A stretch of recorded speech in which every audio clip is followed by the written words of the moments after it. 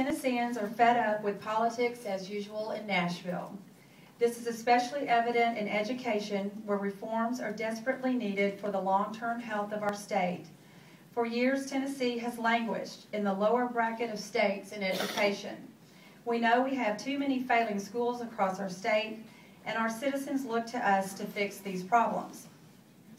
For too long, under the old order, selfish political interests, the unions, have been allowed to dominate the discussion when it comes to setting the course of education in our state.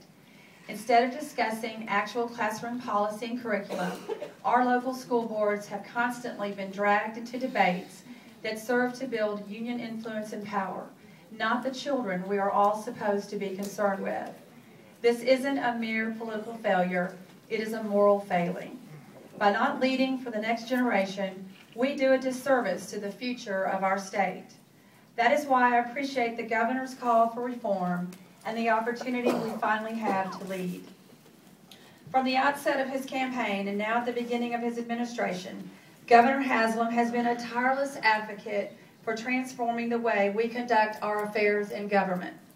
He imposed a top-to-bottom review of the entire state. He froze all new regulations. On Monday, he laid out a vision to remake our government in the mold of a lean, efficient, and accountable business.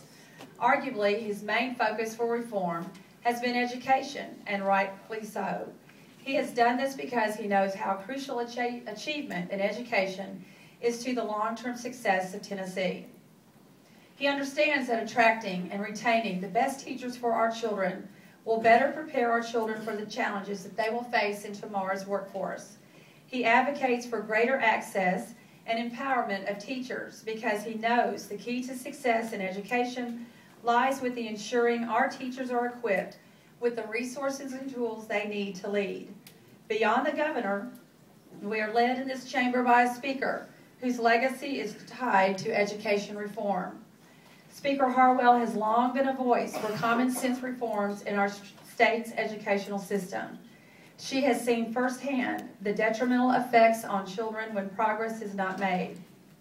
Whether it is on the issue of charter schools or providing the funding needed to make education a priority, the speaker is a veteran of education reform battles. The good news is she is no longer alone on these front lines. With a governor and a General Assembly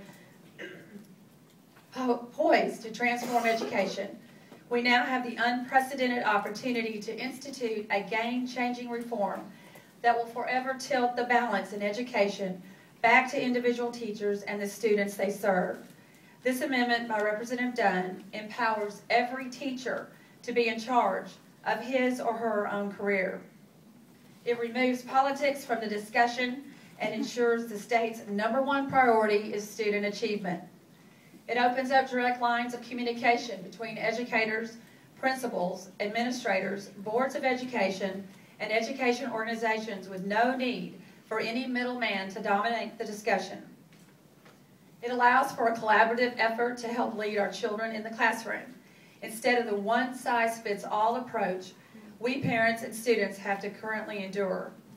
Contrary to those who are trying to defeat this legislation, it does not outlaw unions, nor does it take away their ability to be at the negotiating table. At no point have I or anyone else pushed for that.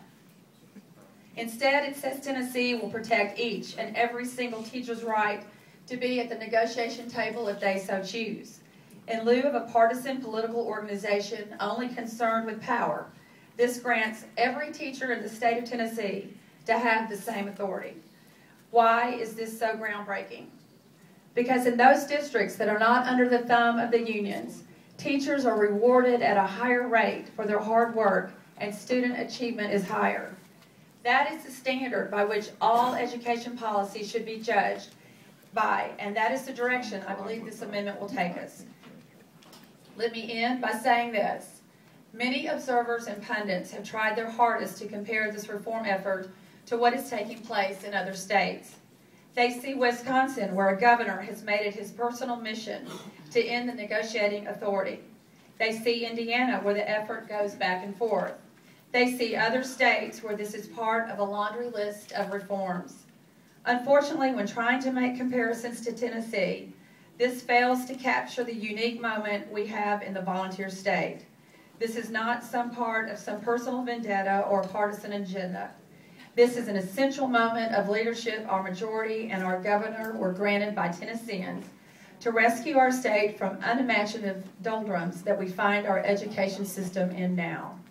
Instead of settling for the status quo that benefits the few, this amendment allows for each of us to reach higher for the benefit of all.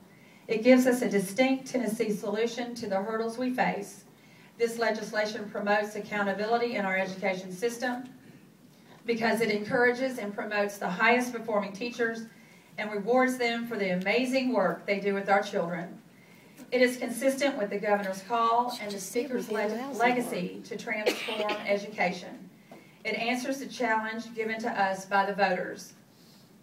Most importantly, the Empowering Educators with Equal Access Amendment will forever enshrine in the Tennessee Code that promoting student achievement and rewarding teacher excellence are the guiding principles of this state's education policy. Thank you, Mr. Chairman. Thank you.